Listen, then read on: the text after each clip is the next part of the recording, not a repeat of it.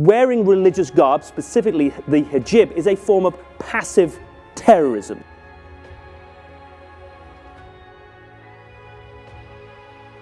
It seems to me that socially and subconsciously, whenever we talk about hijabs or headscarves or anything related, there are three things that come to mind: terrorism, oppression, and modernism. So let's understand the concept of veils or hijabs and either find ways to improve our understanding about each of these issues, or try to morally look at this topic and see whether we should be doing the judging at all or not.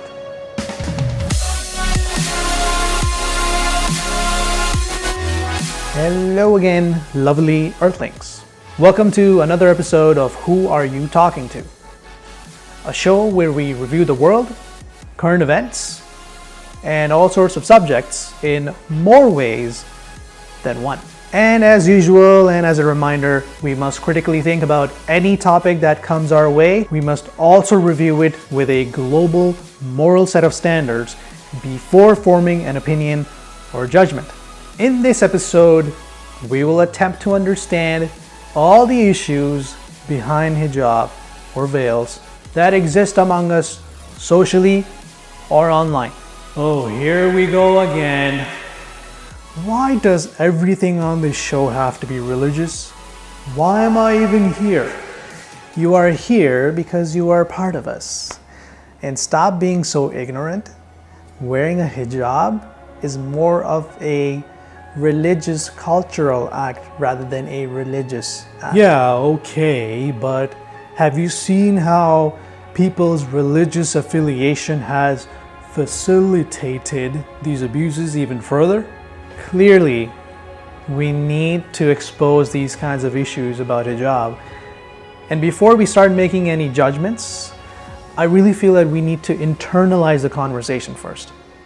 Headscarves in general have been worn by many people, men and women, for literally thousands of years. But this topic only gained negative momentum after the mainstream media started associating terrorism with Muslims, and a new campaign on unnecessary hate and fear-mongering started. All because of religion. No. Hey, no. You're wrong. No, you're wrong. So let's try to sort this one at a time, please.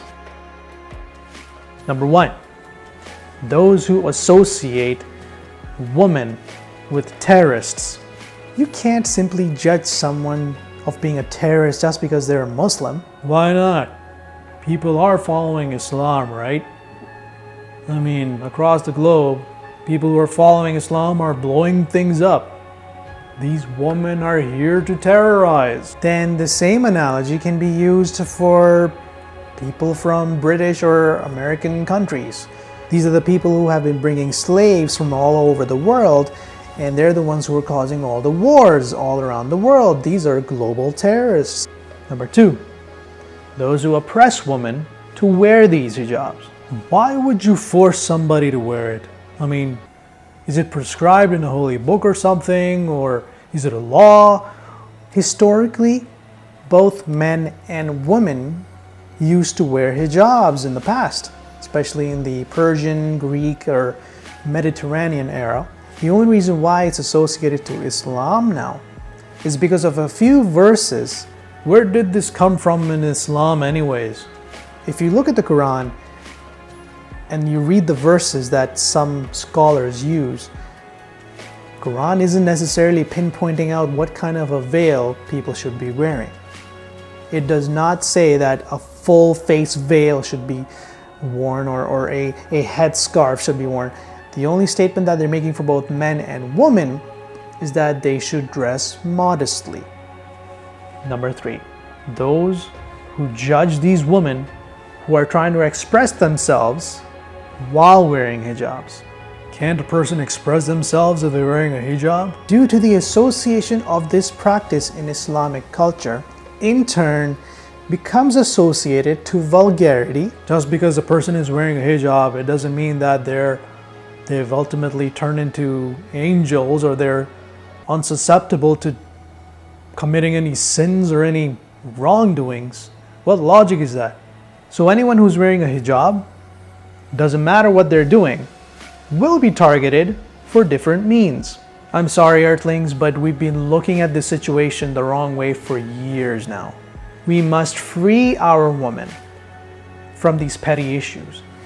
Rather, we should be empowering them to be ambassadors of justice, equality, and free will.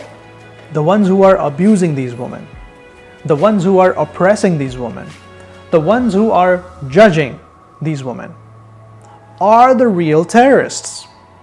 What I do know is that we, the people of 2018 plus, millennials, have a moral responsibility to act on these abuses, to act on these issues. Let them be comfortable or not comfortable. If they're not comfortable, they will take off the hijab. If they are comfortable, they will continue wearing it. Who are we to be telling women what they shouldn't wear and what they should?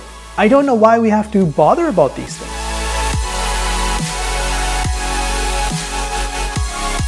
So if I ask you again, would you still associate women wearing a hijab as terrorists? Would you still force women to wear a hijab? Or would you continually judge those women who are wearing a hijab on their own means? Why?